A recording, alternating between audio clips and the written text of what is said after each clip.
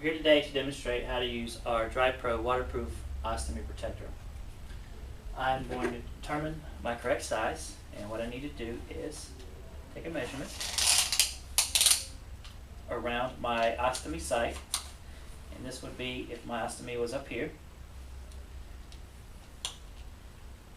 And then on our website drycorp.com, it has the size chart, and I see that I need a small ostomy. So follow the instructions on the insert. Number one is slide on.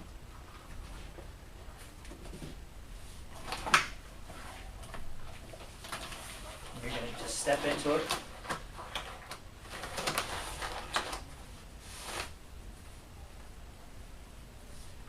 And then slide the pouch centered over your ostomy site.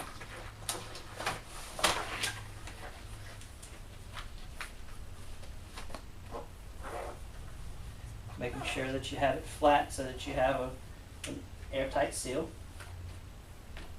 And then we vacuum out the air. And once the bulb is flat, you know that you have an airtight waterproof seal. You just take the bulb off, and now you can shower or bathe with confidence.